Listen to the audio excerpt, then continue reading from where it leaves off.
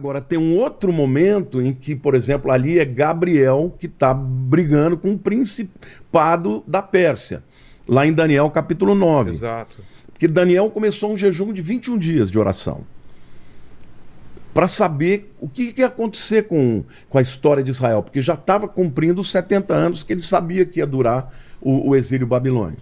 Então ele começou um jejum de 21 dias, de oração e jejum. No 21º dia aparece Gabriel, que é o anjo mensageiro, né? Não é o único, mas é o maior deles, é o que anunciou, por exemplo, para Maria que Jesus ia nascer e tal. E Gabriel falou, olha, no dia que você começou a orar, eu saí.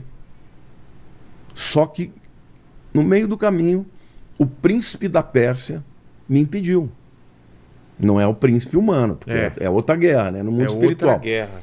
Aí ele disse, mas eu clamei a Miguel, o arcanjo, e ele veio me ajudar. E aí então eu vim. Mas isso é interessante, né, pastor? Porque estamos falando de... Existe todo um reinado, uma hierarquia no mundo espiritual que reflete aqui. O rei da Pérsia, ou seja, ele tem um domínio espiritual numa região, correto? Sim, você tem um principado em cada país.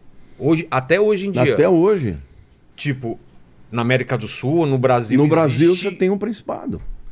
Que meio São os que poderes, domina é organizadíssimo. Satanás, ele no seu império, ele não tirou, vamos dizer assim, a hierarquia que existia no mundo espiritual que Deus criou. Então existem impérios demoníacos para cuidar de cada país ou região. Sim, assim como áreas específicas, né? Por exemplo, se principados ele tem controle sobre, por exemplo, uma determinada nação, você tem potestades que atuam em áreas específicas. Por exemplo, mídia. Eles são principados do ar. Eu não tenho dúvida. Por que hoje televisão, mídia, internet é uma coisa tão tremenda? Ô Vilela, eu não sei se você vai acreditar, porque é uma coisa assim que é uma experiência que eu tenho. Tá. Toda vez que eu vou fazer uma live em que eu vou falar do anticristo, toda vez, alguma coisa acontece na internet.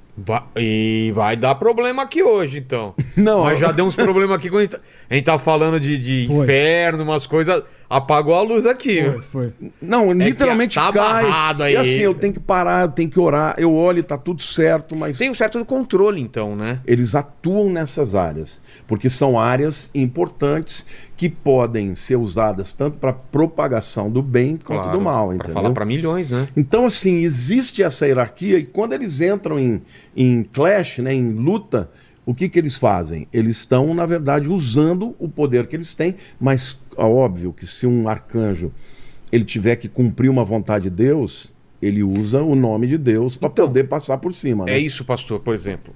Vamos colocar como se fosse uma grande guerra espiritual que está acontecendo, porque é isso que eu acredito que está acontecendo. Aí um arcanjo tem que entrar no território brasileiro dominado, ou no território dominado por um principado, uma potestade. São principados. Né? Não, do mesmo jeito que existe uma potestade do país, você tem um arcanjo do país. Ah, tem um arcanjo designado e uma potestade. E eles estão em guerra. Como é que a gente sabe disso? Porque a Bíblia chama Miguel do arcanjo que luta pelo povo de Israel. Então o arcanjo Miguel, para mim, ele é o principal de todos. Hoje é vamos dizer, o general dos exércitos do Altíssimo. Mas ele tem uma atuação mais específica com o povo de Israel. Entendi. Eu acredito que tenha, por conta disso, outros arcanjos que lutem em outras dimensões. Porque a gente sabe que tem o principado. Se falou que tem principado da Pérsia, por que não pode ter no Brasil, ou nos Estados Unidos, ou não, entendeu? Então dá para Deus, o do Brasil aí, ele tá... Precisamos de reforços aí, né? Tá uma guerra maluca aí, né? Não, no final dos tempos, a luta vai ser cada vez pior. Porque parece que o mal tá crescendo, não tá? Parece... Ou é só uma impressão? Não. Sempre teve mal e só porque a gente tá vivendo agora dá a impressão que o mal é maior. Não, Jesus disse, né, que o mal se multiplicaria. A iniquidade, por se multiplicar a iniquidade, o amor de muitos esfriará. Então, vai piorar. Então, vai aumentar o mal. A gente vê também um esfriamento, né?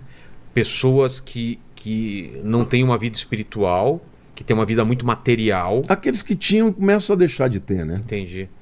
É o esfriamento. O que que é o esfriamento? Da fé, do amor. Acho que o esfriamento é pior do que o ódio, do que o mal, né? Porque a pessoa não tá nem aqui nem ali, ela simplesmente não liga, né? Ela simplesmente vive uma vida à parte, né? É o que Jesus fala, né? Na igreja de Laodiceia, de você é morno, né?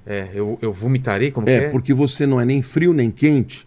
Era melhor que fosse frio ou quente. Por causa disso, eu estou para te vomitar da minha O boca. morno é a pior coisa, né? Porque... Pior, né? Porque ele não é nem frio nem quente. Ele não é nem crente e nem ímpio. Ele não é nem ateu. Ou seja, para Deus, aos olhos de Deus, é pior uma pessoa que diz que é, mas não é, do que o cara que diz que não, sou ateu mesmo. Exatamente. Entendeu? Então esse é o tempo. Agora, isso é resultado do quê? De uma batalha espiritual.